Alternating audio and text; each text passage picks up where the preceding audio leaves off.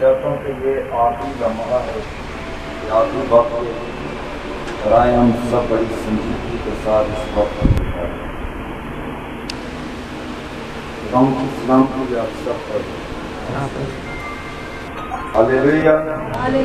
Hallelujah hallelujah. एक ऐसा वक्त है कि जब यीशु मसीह सलीब पर लटके हुए थे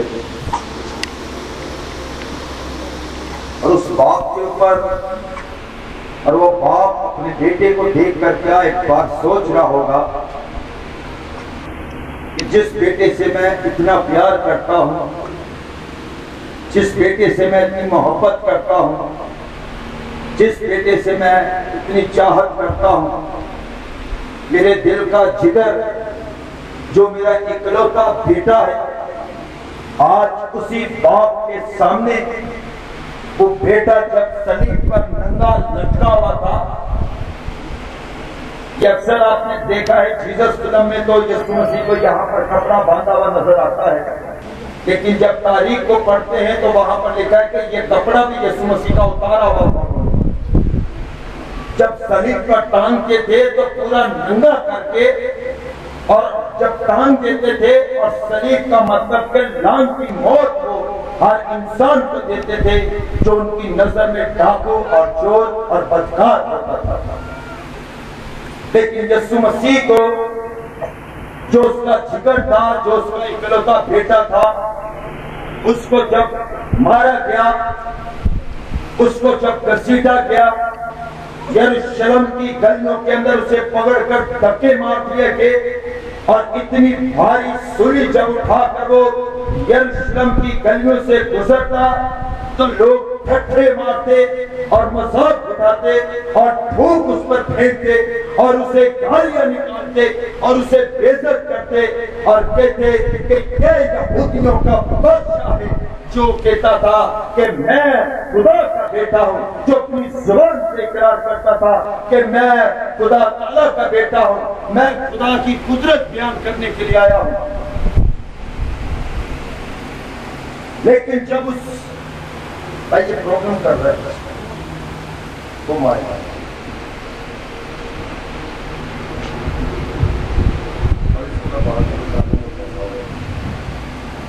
जब खुदावन यीशु मसीह ने देखा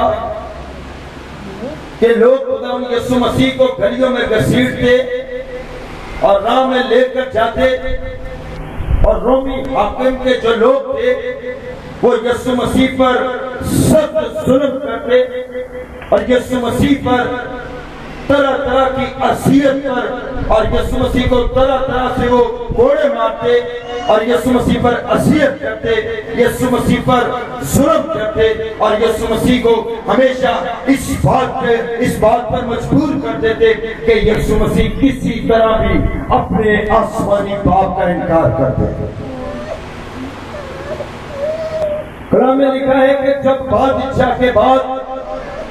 के पास जब यीशु मसीह को लेकर गए तो उन्होंने कहा कि इसका इंसाफ कर कि इसके साथ क्या किया जाए। और हेरोदेस बादशाह ने जब देखा, उस बादशाह ने जब देखा तो कहता है कि मैंने इसके अंदर कोई ऐसी कमी नहीं देखी, कोई ऐसी वजह नहीं देखी जिसकी वजह से मैं इसे कुछ सजा दूं या कोई ऐसा जुल्म या ऐसे कैद में बंद करूं। मैं इस आदमी के बारे में कोई ऐसा वजूहात नहीं जानता और ना ही मैं ये समझता हूं कि इसने कुछ किया होगा। लेकिन वहां पर लिखा है कि ईद पर रोमी हाकिम जो थे, हर ईद पर, यहाँ पर ईद फसा का वक्त था और लोग तरह तरह से अपने मुल्कों से, अपनी बस्तियों से, अपने शहरों से निकलकर ईद फसा मनाने के लिए आए हुए थे यरूशलेम के अंदर। और वहां पर लिखा है कि लोग यीशु मसीह के बारे में नारे लगाते और उस बादशाह ने कहा कि मैं से हर ईद पर एक इंसान को छोड़ देता हूं, तो मैं इस यीशु को भी इस ईद पर छोड़ना चाहता हूं क्योंकि मैं इसके अंदर कोई वजह नहीं पाता। लेकिन जब बादशाह ने ये ऐलान किया, जब बादशाह ने ये बात की, तो कलाम मुकद्दस में लिखा है कि जितनी भीड़ उस जगह पर मौजूद थी, जितने लोग उस जगह पर मौजूद थे, वो चला कर कहते कि इसे मसलूब करो, इसे मसलूब करो, इसे मसलूब करो, क्योंकि ये अपने आप को खुदा कहता है, इसे मसलूब करो, इसे मसलूब करो। लेकिन बादशाह कहता है कि मैं कोई ऐसी वजूहात इसके अंदर नहीं पाता,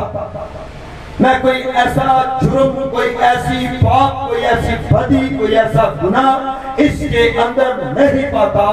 मैं कैसे इसे मसलूब करता। और जो भीड़ वहां पर इकट्ठी थी,